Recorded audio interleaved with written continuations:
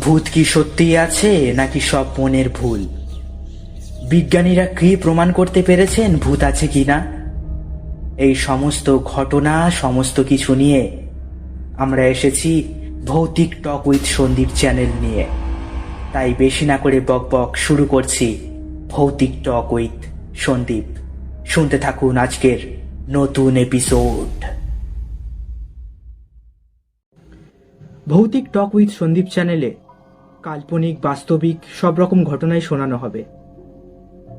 বিজ্ঞানীদের কিছু মতামত তুলে ধরবো আপনাদের সামনে, কিন্তু সবার আগে শোনানো হবে কিছু ভৌতিক গল্প।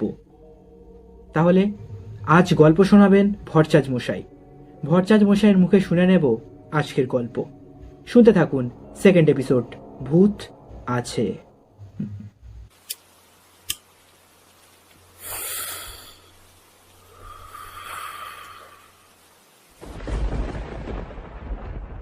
স্টেশনের নাম লোচনপুর।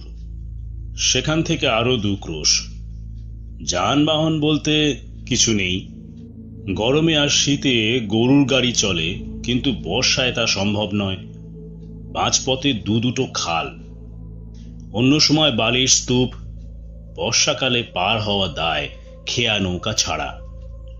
উপায় নেই, কোর্টের কাজ। এই 4 মাইল পথ পায়ে হেঁটে গিয়ে পুবাই গাঁয়ের সর্বেশ্বর জানাকে ধরতে হবে। ধরা মানে কোর্টের ভাষায় সমন ধরিয়ে দেওয়া। এই কাজ না করতে পারলে চাকরি থাকবে না। হয়তো গিয়ে দেখব আগে থাকতে খবর পেয়ে সর্বেশ্বর ডুব মেরেছে, কোথাও পাওয়া যাবে না তাকে। তা যদি হয় তাহলে তার বাড়ির দরজায় নোটিশ সেঁটে দিয়ে আসতে হবে। মোট কথা, যেতে আমাকে হবেই। যাত্রা শুরু করলাম। কাঁচা মাটির পথ কিছুটা গিয়েই শেষ হয়ে গেল। তারপর আল হাতখানেক চওড়া। সার্কাসে খেলায় সরু তারের ওপর দিয়ে যেভাবে লোকটা হাঁটে, সেই রকম কায়দায় সাবধানে এগিয়ে চলেছি। একটু এদিক ওদিক হলেই একেবারে কাদা গোলা জলে নাকানি চোবানি খেতে হবে। একমাত্র ভরসার কথা, এখনো যথেষ্ট আলো রয়েছে, চারদিক পরিষ্কার দেখা যাচ্ছে। হাতের লাঠিটা ঠুকতে ঠুকতে চলতে লাগলাম। যা শুনেছিলাম তা ভুল। খাল 2টো নয়, 1টা। খেয়া নৌকার ব্যবস্থা নেই। সরু খালের ওপর বাঁশের একটা সেতু রয়েছে। 2 হাতে বাঁশ আঁকড়ে খাল পার হলাম। তারপর আল নয়, সরু পথ, পায়ে চলা, দুপাশে ঘোড়া নিম আর আশশ্যাওড়ার গাছ। জায়গাটা বেশ অন্ধকার। মাইলখানেক পথ পার হয়ে পুবাই গাঁয়ে হাজির হলাম। ছোট্ট গ্রাম, একটা দোকান আর গোটা 10 চালাঘর এই গ্রামের সীমানা। বরাত ভালোই বলতে হবে। সর্বেশ্বরকে একেবারে বাড়ির দাওয়াতেই পেয়ে গেলাম। বসে বসে গাবের আটা দিয়ে জাল মাছছিল। তার কাছে খোঁজ করতেই বাঁচ খায় আওয়াজে বলল, আমি সর্বেশ্বর জানা, পিতা ঈশ্বর পতিত পাবন জানা। মশাইয়ের কি প্রয়োজন? প্রয়োজনটা দেখেই সর্বেশ্বর চমকে উঠল। এমন জানলে হয়তো জাঁক করে পরিচয়ই দিত না। কাজ শেষ করে কোঁচার খুঁটে গাল কপাল মুছে নিয়ে বললাম, একটু জল খাওয়াতে পারেন? সর্বেশ্বর এক দৃষ্টে কিছুক্ষণ আমার দিকে চেয়ে রইল। সে দৃষ্টিতে যেন আগুন ঝরছে। তারপর বলল, লোচনপুর থেকে আসবার সময় একটা খাল পার হয়ে এসেছেন না? ঘাড় নেড়ে বললাম, হ্যাঁ। অনেক জল পাবেন সেই খালে, পেট ভরে চুমুক দিতে পারেন। যান যান। অবস্থা দেখে আমি আর দাঁড়ালাম না। দাঁড়াতে সাহস হলো না। কিছু বলা যায় না। দলবল ডেকে যদি লাঠির ঘা এখানে খতম করে দেয়, তাহলেও কিছু করতে পারবো না। তারপর মাটি খুঁড়ে লাশটা যদি পুঁতে ফেলে, তাহলেও কাক চিলে জানতে পারবে না। কোর্টের পেয়াদার ভাগ্যে মারধর হামেশাই হয়। লোকজন ক্ষেপে উঠে আধমরা করে দেয়। একবার ভাবে না, আমরা নিমিত্ত মাত্র, শুধু নির্দেশ জারি করেই খালাস। বুঝতে পারলাম এই গাঁয়ে ঠাঁই হবে না। ভেবেছিলাম রাতটা কোথাও বিশ্রাম করে ভোর ভোর রওনা হব, কিন্তু তা হবার নয়। একেবারে গাঁয়ের মুখে যে দোকানটা দেখেছিলাম সেখানে এসে দাঁড়ালাম। খাওয়ার জিনিস কিছু পাওয়া যাবে? দোকানি নড়ে চড়ে সোজা হয়ে বসল। কি চাই বলুন না কর্তা? চেয়ে দেখলাম দুটো ধামা পাশাপাশি সাজানো, গোটা কয়েক জার আছে, তবে সবকটাই খালি। দোকানি আবার বলল, মুড়ি আছে, পাটালি আছে। আর কিছু দুধ কিংবা কলা? আগে না, ওসব এখানে পাবেন না। নিরুপায় মুড়ি আর পাটালি নিয়েই কাঠের বেঞ্চের ওপর বসে পড়লাম। দু এক গাল মুখে দিয়েই বুঝতে পারলাম মুড়িগুলো অন্তত এক সপ্তাহের বাসি, আর পাটালি যে এত তেতো হয় কি করে, অনেক ভেবেও কুল কিনারা পেলাম না।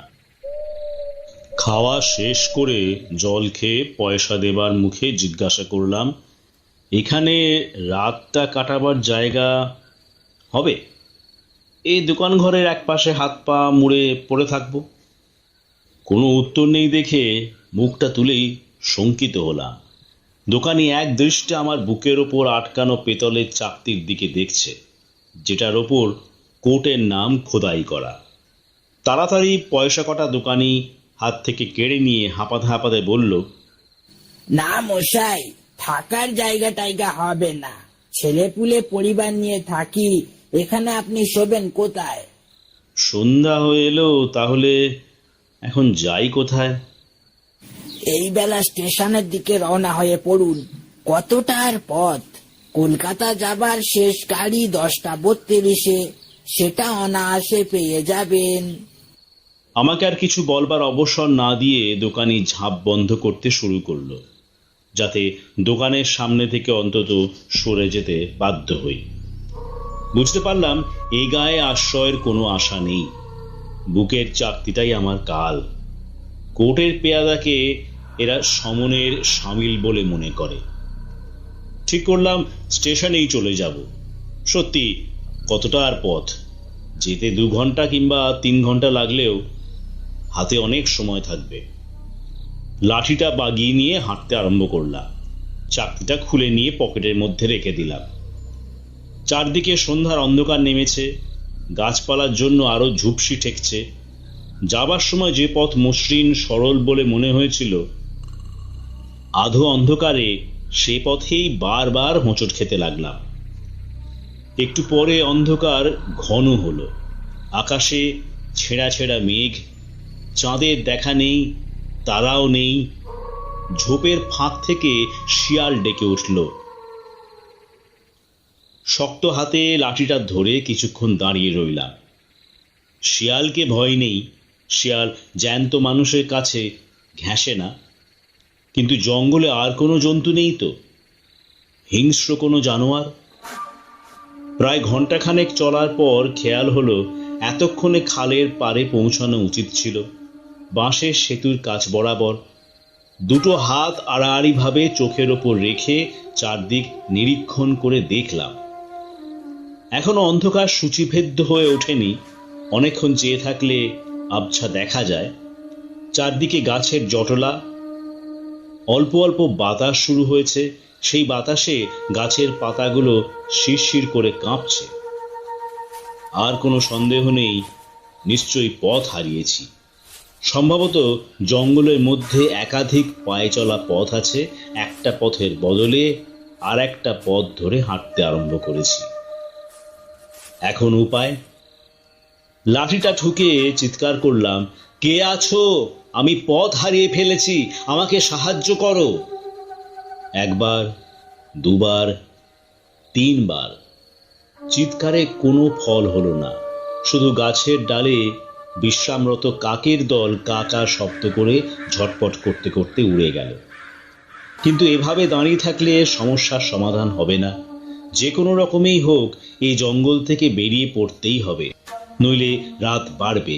জায়গাটা মোটেই নিরাপদ নয়। সোজা রাস্তা ধরে এগোতে লাগলাম। গাছপালা যেন আর শেষ নেই। যত এগোই জঙ্গল যেন তত দুর্ভেদ্য বলে মনে হয়।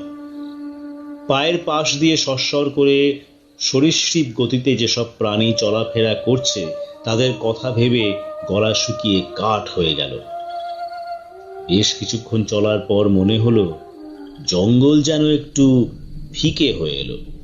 চারদিকে বিস্তীর্ণ জলাভূমি, অন্ধকারে জোড়া জোড়া জ্বলন্ত চোখ ঘোরাফেরা করছে। বুঝলাম সে চোখের মালিক শিয়ালের দল। জঙ্গল পার হয়ে এসে মনে একটু সাহস হলো। ভালো করে চেয়ে চেয়ে দেখলাম কোথাও যদি আলোর বিন্দু চোখে পড়ে। গ্রামের নিশানা। হঠাৎ পিছন থেকে বিকট শব্দ এলো। বালাহারি হরিবল, বালাহারি হরিবল। সে শব্দে বুকের রক্ত যেন হিম হয়ে গেল। তবু এই ভেবে মনে আশ্বাস পেলাম, নির্জন প্রান্তরে আমি একলা নই, আরো লোক আছে। এদের জিজ্ঞাসা করলেই পথের নির্দেশ পাওয়া যাবে। বালাহারি হরিবল, বালাহারি হরিবল, বালাহারি হরিবল। হরিধ্বনি আরো কাছে আসতেই আমি পথ ছেড়ে সরে দাঁড়ালাম। সেটাই নিয়ম। অনন্ত পথের যাত্রীকে পথ দেওয়া উচিত। লাঠিতে ভর দিয়ে একপাশে দাঁড়িয়ে রইলাম। অন্ধকারে জ্বলন্ত একটা মশাল এগিয়ে আসছে। একটু পরেই সব বাহিরা সামনে এলো। শুধু 4 জন খাটিয়া বই নিয়ে চলেছে। সামনের ডান দিকের লোকটার হাতে মশাল, আর কোনো লোক নেই। শুনুন, কাতর কণ্ঠে অনুরোধ করলাম। বাহকরা থামল না, শুধু চলার গতি একটু মৃদু করলো, আর 4 জনেই আমার দিকে দৃষ্টি ফেরালো। সঙ্গে সঙ্গে আমার মেরুদণ্ড বেয়ে একটা হিমেল স্রোত বয়ে গেল। আমি ভীরু, এমন অপবাদ কেউ দিতে পারবে না। কিন্তু আমার মনে হলো শ্লথ মুষ্টি থেকে লাঠিটা খসে মাটিতে পড়ে যাবে। সমস্ত শরীর অজানা একটা আতঙ্কে শিউরে উঠল। 4 জন লোকেরই ঠিক এক রকম চেহারা, এক ধরনের অবিন্যস্ত চুল, রক্তিম চোখ, এমনকি মুখের বসন্তের দাগ পর্যন্ত। আমার প্রশ্নের কোনো উত্তর না দিয়েই বাহকরা পাশ কাটিয়ে এগিয়ে গেল।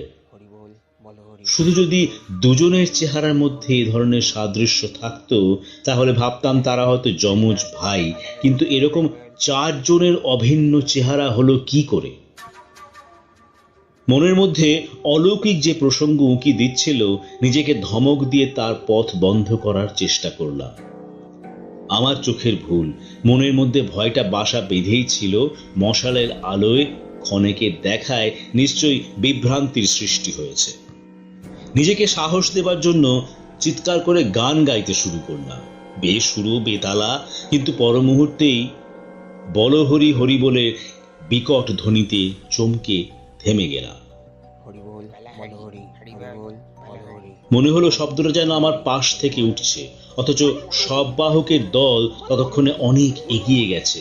তাদের চিৎকার এত কাছে শ্রুতিগোচর হবার কথা নয়। মনের মধ্যে একটু অস্বস্তি শুরু হলো, কিন্তু এভাবে চুপচাপ পথের পাশে দাঁড়িয়ে থাকলে বিপদ বাড়বে। তাই জোরে জোরে পা ফেলে এগিয়ে চললাম। লক্ষ্য করিনি আকাশ কখন কালো মেঘে ছেয়ে গেছে। ছুরির ফলার মতন বিদ্যুতের শানিত স্ফুরণ, দমকা হাওয়া উঠল।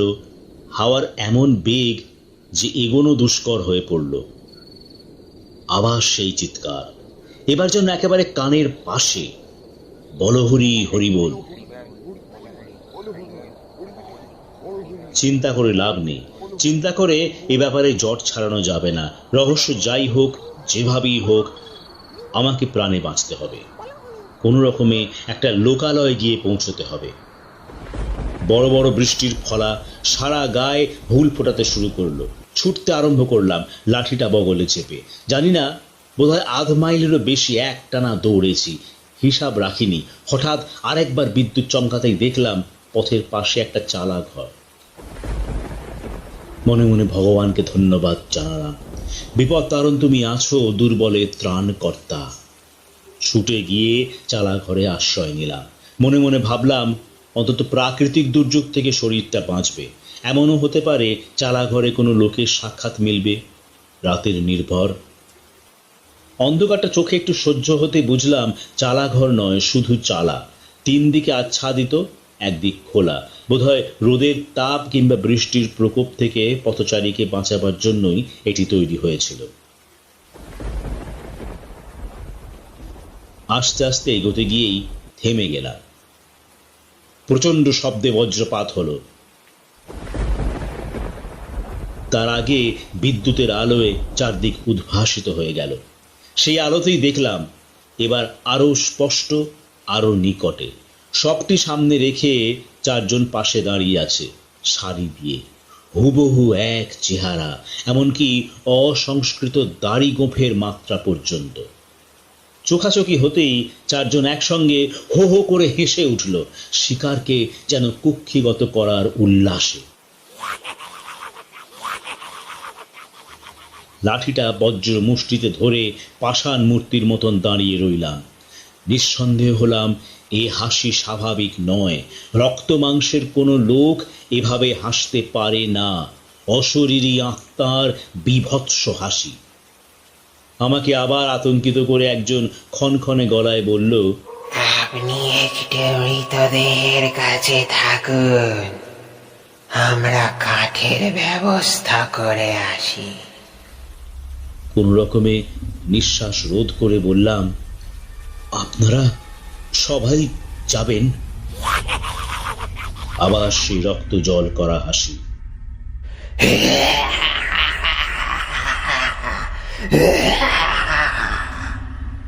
আমরা যেখানে যাই একসঙ্গেই যাই। যাবার আগে লোকগুলো মশালটা জ্বালিয়ে দিয়ে গেল। বৃষ্টি থেমে গেছে, মাঝে মাঝে শুধু মেঘের গর্জন আর বিদ্যুতের চমক। আর চোখে চেয়ে দেখলাম সাদা কাপড়ে সবের আগাগোড়া ঢাকা, মশালের আলোয় সবকিছু পরিষ্কার দেখা যাচ্ছে। আচমকা দমকা হাওয়ায় সবের আবরণ সরে গেল। আমি একবার সেদিকে দেখেই চিৎকার করে উঠলাম। একেবারে এক মুখ, গোঁফ, দাড়ি, চুল, গড়ন, কোথাও কোনো প্রভেদ নেই, এমনকি বসন্তের দাগ পর্যন্ত। দু হাতে দুটো চোখ রগড়ে নিলাম। এও কি সম্ভব? সব আর চারজন বাহকের আকৃতিতে কোনো তফাৎ নেই। বুকের মধ্যে স্পন্দন দ্রুততর হলো। লাঠিটা আঁকড়ে ধরার শক্তিও যেন ক্রমে লোপ পেয়ে যাচ্ছে। তারপর যা ঘটল তা অবর্ণনীয়। সব চোখ খুলল, রক্তিম দুটি চোখ। প্রথমে দুটো ঠোঁট কেঁপে কেঁপে উঠল, তারপর ক্ষণক্ষণে গলার স্বর ভেসে উঠল। একটু উঠে বসার মতো করে বলল, ঠিকই ভেবেছ, আমরা পাঁচজন একই লোক, কোনো তফাৎ নেই। বসন্ত রোগে মারা গিয়েছিলাম বলে প্রতিবেশীরা কেউ ভয় পোড়াতে এলো না। দেহের সদ্গতি হবে না, তাই নিজের দেহ থেকে চারজন বাহক সৃষ্টি করেছি। তারাই বয়ে নিয়ে এলো শ্মশানে। কেমন বুদ্ধি বার করলাম বলো তো?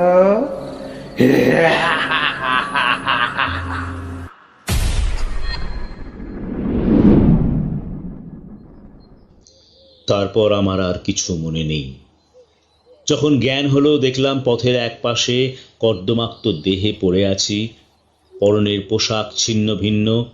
জেলেরা আমার মুখে চোখে জল দিচ্ছে, বাতাস করছে। একটু সুস্থ বোধ করে উঠে বসলাম। চারদিকে চেয়ে চেয়ে দেখলাম চালা ঘর আছে, কিন্তু শূন্য। রাতের বিভীষিকা কোথাও নেই। আস্তে আস্তে বললাম, লোচনপুর স্টেশন এখান থেকে কত দূর? লোচনপুর এখান থেকে পাক্কা 10 মাইল, একেবারে উল্টো দিকে। এই জায়গার নাম কি? এটাকে বলে 5 মুন্ডির আসর। 5 মুন্ডির আসর? চমকে উঠলাম। হ্যাঁ গো কর্তা, এক রকমের 5 জন তেনাদের দেখা যায়। পথ ভুলিয়ে লোককে এখানে নিয়ে আসে, তারপর সাবার করে দেয়। তুমি বামুন বলে বোধহয় বেঁচে গেছো। ছেঁড়া পরিচ্ছদের ফাঁক দিয়ে পৈতেটা দেখা যাচ্ছিল। এই কাহিনী অনেককে বলেছি, কেউ বিশ্বাস করেছে, কেউ করেনি।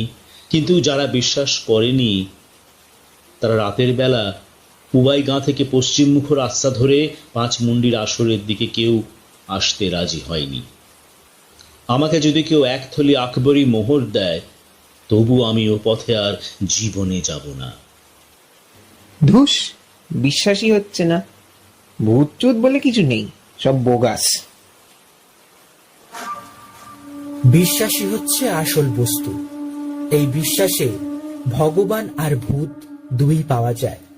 আশ্চর্যের কথা, পৃথিবীতে ভূতে বিশ্বাস করে যত লোক, অবিশ্বাসীদের সংখ্যা তার চেয়ে কম নয়। যারা অবিশ্বাসী তারা বলেন ভূত বলে কিছু নেই, ও শুধু চোখের ভুল, মনের ভুল। বিশ্বাসীরা ঘোরতরভাবে আপত্তি করে, এতগুলো লোকের চোখের ভুল, মনের ভুল কখনো হতে পারে? এ তর্কের শেষ নেই, মীমাংসাও নেই। আমি নিজে একটা ঘটনা জানি, এ শহরেরই কোনো এক বাড়ির ব্যাপারে। ছেলে খেতে বসেছে, পাতের কাছে ঠক করে একটা শব্দ, রক্তমাখা একটা হাড় এসে পড়ল তার পাতে। বাড়ির পৌরকর্তা পুজোয় বসেছেন, তার পুজোর থালায় ফুল চন্দনের উপর ছড় করে রক্তের ছিটে পড়তে লাগলো। তারপর বাতাস নেই, বৃষ্টি নেই, অথচ হঠাৎ জানলা দরজা খুলে গেল। ছাদের উপর বৃষ্টিপাতের আওয়াজ। এ তো হামেশাই লেগেছিল। সে বাড়ি এখন আর নেই, কর্পোরেশন থেকে ভেঙে ফেলা হয়েছে বড় রাস্তা করার জন্য। বাড়ি ভাঙতে দেখা গেল ভিতের নিচে একটা কবর। কার কবর, কবেকার কেউ জানে না, কিন্তু সকলের ধারণা এটাই বিপদের কারণ। অবশ্য এ ঘটনা আমার চোখে দেখা নয়, আমার এক শিক্ষকের কাছে শোনা। বিজ্ঞ বয়স্ক লোক ভূতের মায়াজাল সৃষ্টির জন্য তিনি অযথা কল্পনা করে কিছু বলবেন, এ আমি ভাবতেই পারি না।